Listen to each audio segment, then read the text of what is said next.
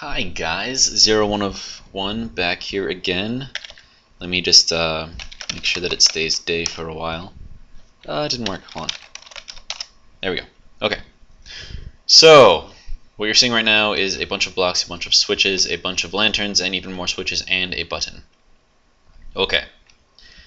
So, let me explain this real quick. I've built a set, well, it's 8 bytes of memory. It's just this little row right here. These 8 boxes up here are the data that can be stored.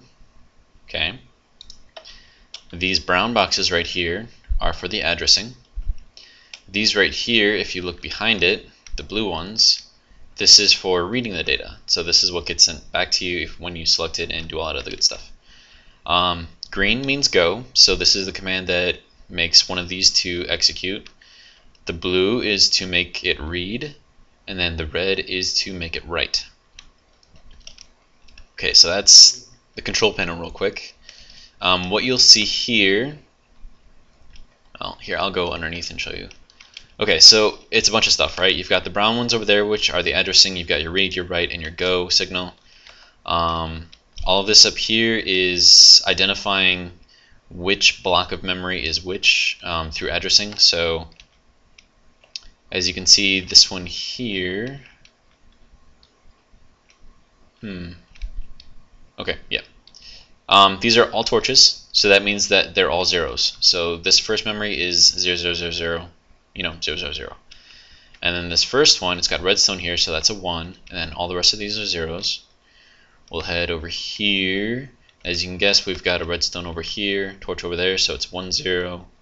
And we've got 1 1. And then we've got 4 0 0, etc. onto the end over here, which is the 4, the 2, and the 1. So 4, 2, 1, that's 7, but since I started with 0, it's actually 8. Okay. Now what's inside this long block here is the actual memory. So we'll go over here and take a look at it real quick. Each of these little blades here is 1 bit of memory. There are 8 side by side.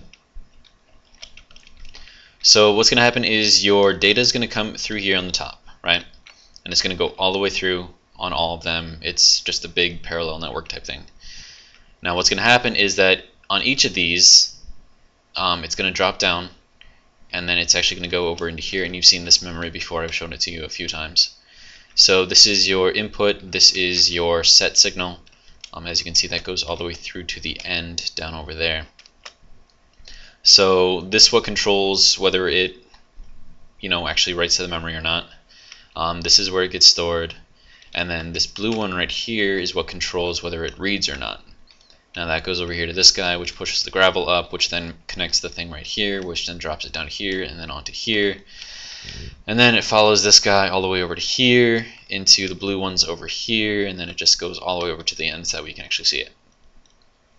Okay. Now I've already pre-programmed these, so here, let me flip these off. Okay.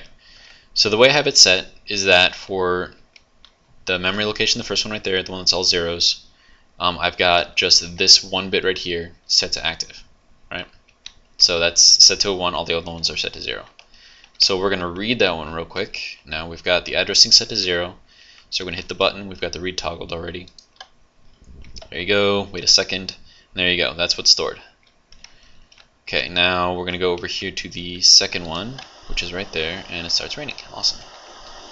Now this one will make the second one show up. About a second. Right. I flipped it the wrong way. Okay. Now this one will have the third one show up. Fourth one. Yeah, fourth one. 3 plus 1 is 4, so yeah, that's right.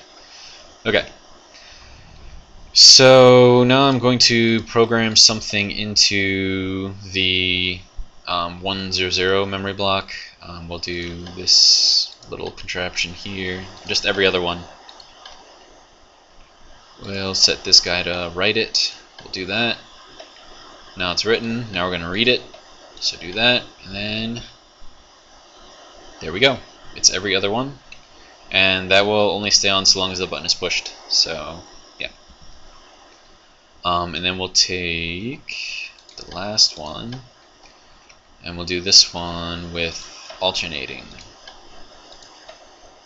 So it's every other one is just different from the other one. Okay, so we got that.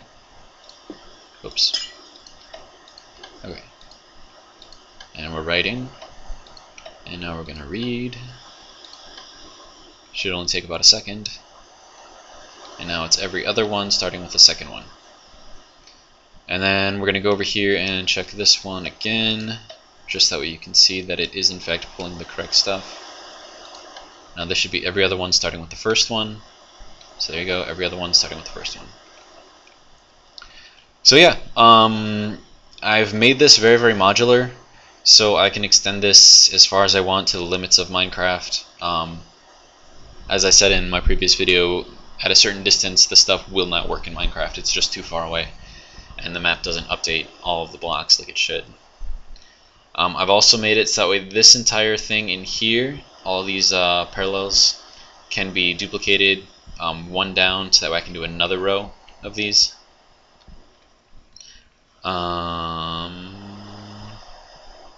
Yeah, so I mean, right now I've got 8. If I put another one of these things on there, I'll have 16. Another one, I'll have 24, 32. And it just keeps building and building and building.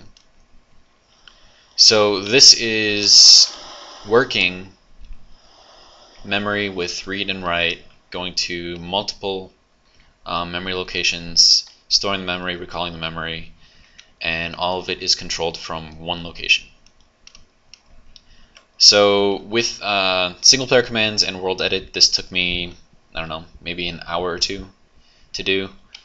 So I mean, once you know what you're doing and you know how to use WorldEdit, I mean, doing stuff like this is actually really, really easy. I mean, I only had to do this once, and I even cheated in here because like these are just the same thing over and over and over, so I just copied that. So really I only had to do that once. And so yeah, I mean, it's really easy. So there you go.